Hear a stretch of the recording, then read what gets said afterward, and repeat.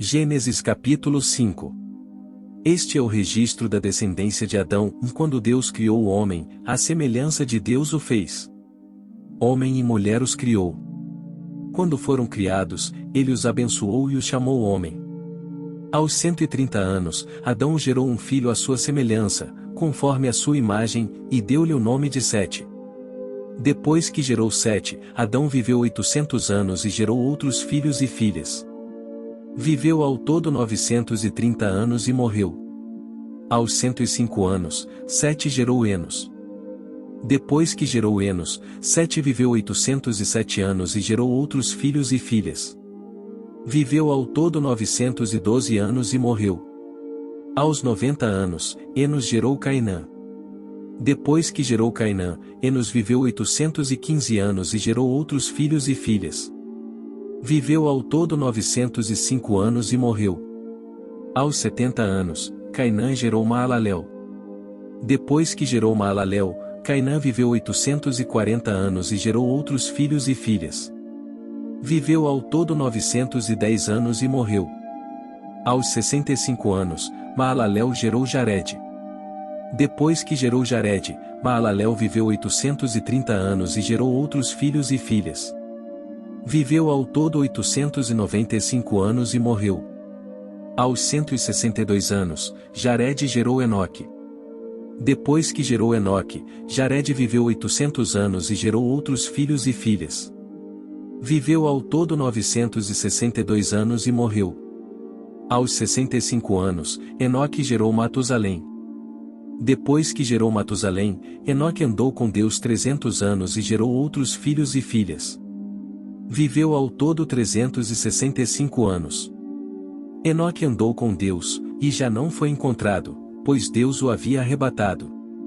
Aos 187 anos, Matusalém gerou Lameque. Depois que gerou Lameque, Matusalém viveu 782 anos e gerou outros filhos e filhas. Viveu ao todo 969 anos e morreu. Aos 182 anos, Lameque gerou um filho. Deu-lhe o nome de Noé e disse: dele nos aliviará do nosso trabalho e do sofrimento de nossas mãos, causados pela terra que o Senhor amaldiçoou. Depois que Noé nasceu, Lameque viveu 595 anos e gerou outros filhos e filhas. Viveu ao todo 777 anos e morreu. Aos 500 anos, Noé tinha gerado Sem, Cã e Jafé. Gênesis capítulo 6. Quando os homens começaram a multiplicar-se na terra e lhes nasceram filhas. Os filhos de Deus viram que as filhas dos homens eram bonitas e escolheram para si aquelas que lhes agradaram. Então disse o Senhor: por causa da perversidade do homem, meu espírito não contenderá com ele para sempre, e ele só viverá 120 anos. Naqueles dias havia nefilins na terra, e também posteriormente, quando os filhos de Deus possuíram as filhas dos homens e elas lhes deram filhos. Eles foram os heróis do passado, homens famosos. O Senhor viu que a perversidade do homem tinha aumentado na terra e que toda a inclinação dos pensamentos do seu coração era sempre e somente para o mal. Então o Senhor arrependeu-se de ter feito o homem sobre a terra, e isso cortou-lhe o coração. Disse o Senhor: farei desaparecer da face da terra o homem que criei, os homens e também os animais grandes, os animais pequenos e as aves do céu. Arrependo-me de havê-los feito. A Noé, porém, o Senhor mostrou benevolência. Esta é a história da família de Noé. Noé era homem justo, íntegro entre o povo da sua época, ele andava com Deus. Noé gerou 3 filhos, Sem, Cã e Jafé.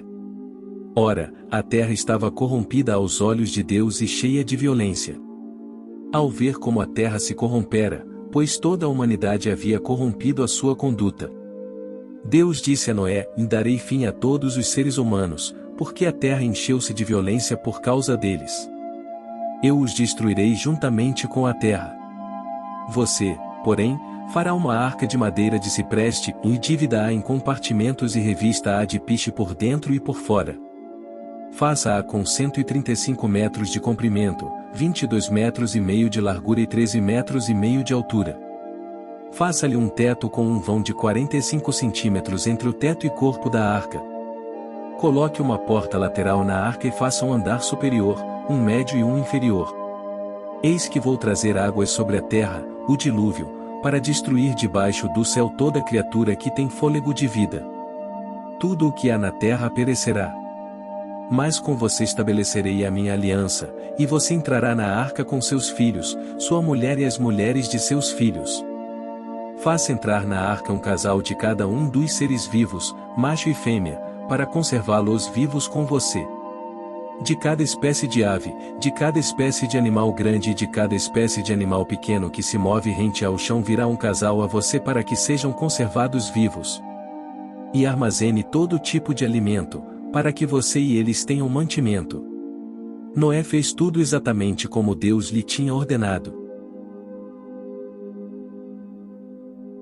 Romanos capítulo 3.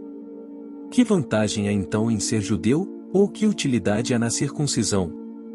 Muita, em todos os sentidos. Principalmente porque aos judeus foram confiadas as palavras de Deus. Que importa se alguns deles foram infiéis? A sua infidelidade anulará a fidelidade de Deus? De maneira nenhuma. Seja Deus verdadeiro, e todo homem mentiroso. Como está escrito, de modo que são justas as tuas palavras e prevaleces quando julgas. Mas, se a nossa injustiça ressalta de maneira ainda mais clara a justiça de Deus, que diremos? Que Deus é injusto por aplicar a sua ira. Estou usando um argumento humano. Claro que não. Se fosse assim, como Deus iria julgar o mundo? Alguém pode alegar ainda, se a minha mentira ressalta a veracidade de Deus, aumentando assim a sua glória, por que sou condenado como pecador? Por que não dizer como alguns caluniosamente afirmam que dizemos, façamos o mal, para que nos venha o bem? A condenação dos tais é merecida. Que concluiremos então? Estamos em posição de vantagem? Não. Já demonstramos que tanto judeus quanto gentios estão debaixo do pecado. Como está escrito, não há nenhum justo, nenhum sequer. Não há ninguém que entenda, ninguém que busque a Deus. Todos se desviaram, tornaram-se juntamente inúteis, não há ninguém que faça o bem, não há nenhum sequer. Suas gargantas são um túmulo aberto, com suas línguas enganam. Veneno de serpentes está em seus lábios. Suas bocas estão cheias de maldição e amargura. Seus pés são ágeis para derramar sangue. Ruína e desgraça marcam os seus caminhos. E não conhecem o caminho da paz. Aos seus olhos é inútil temer a Deus.